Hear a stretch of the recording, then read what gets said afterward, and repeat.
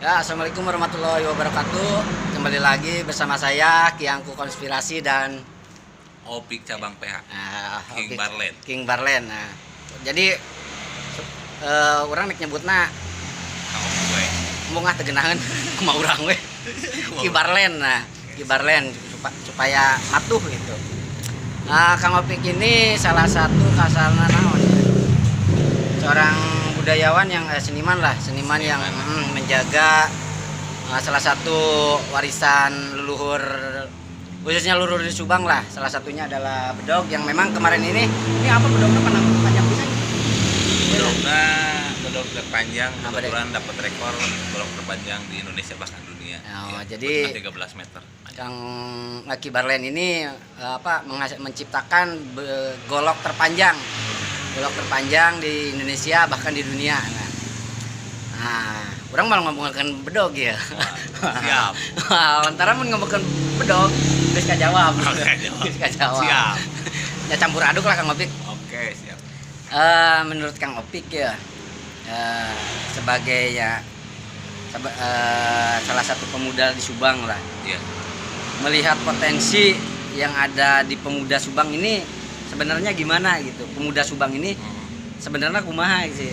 Ya misalkan Kang Opik aja sendiri dengan menjaga dan melestarikan seni budaya tehnya, salah satunya golok dapat kasarnya selain keresep sebenarnya. Yeah. Nah, keresep heula.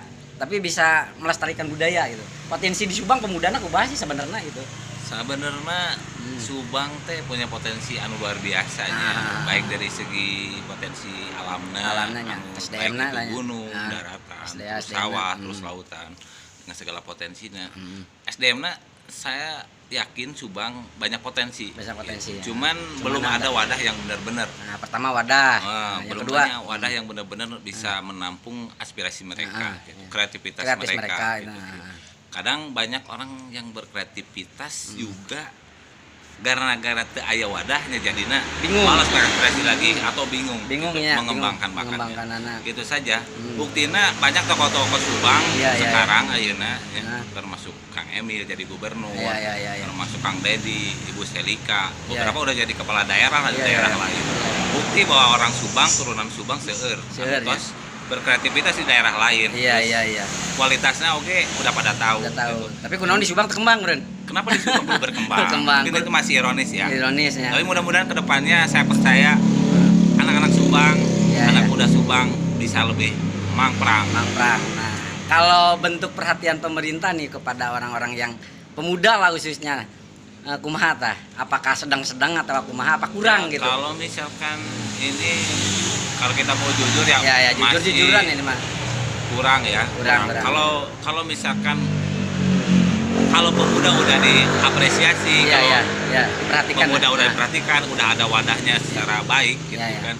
Jangankan pemuda bergerombol, 2-3 orang, 5 orang juga bakal genjeleng. Namun bener pemuda dapat wadah terus bisa berkreativitas dengan bebas lah. Insya Allah saya percaya. Ya kasarnya Kang Opik sendiri kasarnya jauh lah dari pusat kota, mampu menggenjelengkan dunia dengan salah satunya ya kebetulan ya, walaupun jauh jaraknya komo mun di kota gitu, sentralnya deket orang kumaha gitu ya. Kebetulan. Jadi Kang Opik teh nya resep oge gitu kan nya. Pertama melestarikan budaya. Kebetulan saya juga aktif di Karang Taruna, kampung, desa, kecamatan juga sih. Pokoknya namanya bakti lah nya. Resep teh nya. Resep heula kaduana jadi baktinya. Masalah penghasilan kayak genuturkeun nya. Teu diomongkeun.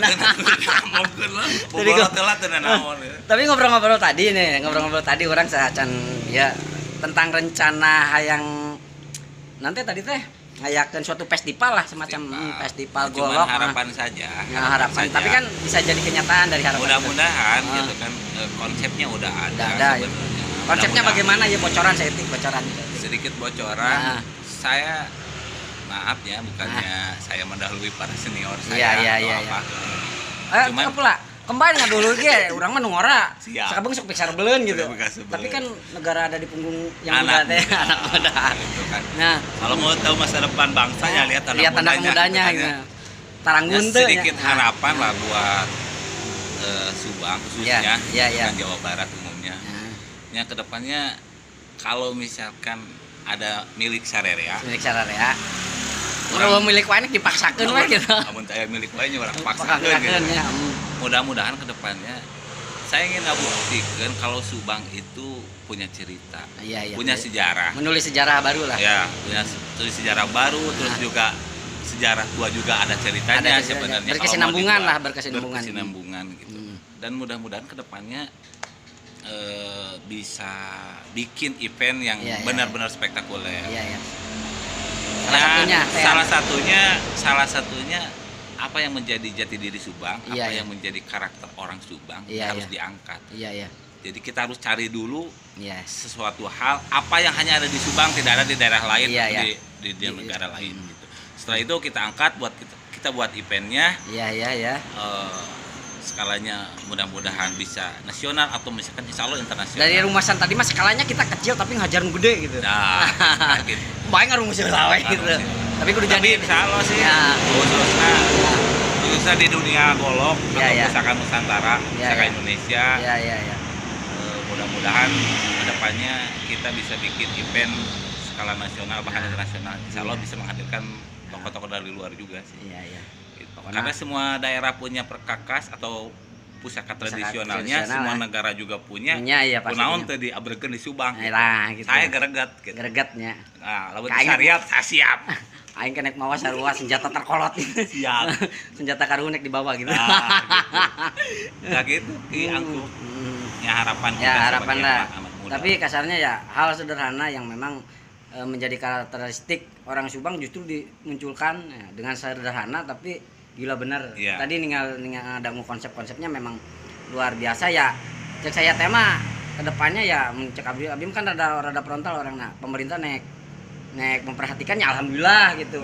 Itu wae juga ya kita paksakeun gitu. Paksakeun. Nah gitu lah. Ya kebetulan kan riwayat-riwayat ke depan atau sejarah kemarin kan kita juga pernah kehadiran dari beberapa negara. Pernah kunjungan dari 20 negara. Terakhir kita dari Italia, dari apa gitu. Dan suatu saat kenapa kita di kota Subang sendiri bisa jalan alun-alun di Wisma kita bikin event yang respon dari luar mah luar biasa. Insya Allah lah mudah-mudahan. Ya gini. Jadi Kang Opik ini sering kedatangan tamu dari luar negeri juga untuk mencari referensi juga ya. Dari referensi itu ya mestinya memang kita terus berlanjut ya. Kita hajar terus gitu aja. Dari festival yang sederhana terus pelan-pelan gitu ya. Ya cek urang mah nya pamarenta nek miluan ya kudu miluan gitu. Mudah-mudahan insyaallah lah nya Kang Opik urang kudu yakin wae nya walaupun tidak datang. Sawi yo. Tuh ya asal ngucur. Ngucur bantuan tanagana atuh nya. Nah, terakhir ini. Terakhir untuk Kang Opik harap pesan untuk pemuda yang lain, saudara-saudara kita yang masih muda, pesan kalau tadi mah kan kasarna ya pandangan, sekarang pesan ya. Support untuk anak-anak muda gitu nya. Ari budak ngorang mah da kitu pantes kieu pantes pantes wae. Jadi ngan lamun cicingan teu pantes. Teu pantes ya. Kudu mijah we nya. Sok we dieksplor segala kreativitas apapun dari segi apapun gitu. Semua orang punya potensi. Jadi angkat dulu lah gitu. Kalau kita lihat flashback ke belakang dan sampai akhir pun semua itu di tangan pemuda sih. Namun pemuda sare wae nya tungguan sebagai tugas sare. Disarekeun ku aing di kuburan gitu. Aral deh. Soalnya beberapa tokoh kayak Bung Karno kayak apa gitu karena pemuda. Ada di tangan pemuda emang serius. Iya benar. Ada orang tua mah kadang hanya bisa bermimpi. Pemuda kokolot mah pokona mah mimpi dukung nyarahkeun salah saeutik nyarahkeun nya. Tapi pemuda mah terlahir untuk membangkang teh, tapi kan menciptakan hal-hal baru gitu, hal baru yang luar biasa. Ya mungkin hari ini obrolan ringannya santai bersama kasarnya Kibarlen, kurang nyebutna Kibarlen we. Iya, Kibarlen. Kabeh matuh dina bedogna gitu. Matuh gitu. Yang Kibarlen gitu nya. Kang Opik lah Kibarlen.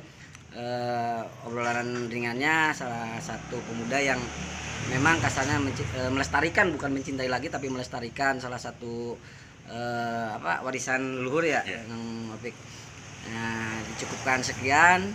Saya Ki Angku Konspirasi dan Opik cabang PH Kibarlen. Kibarlen. Hampura. Sakti. Pemuda ya sakti pemuda. Ya, assalamualaikum warahmatullahi wabarakatuh.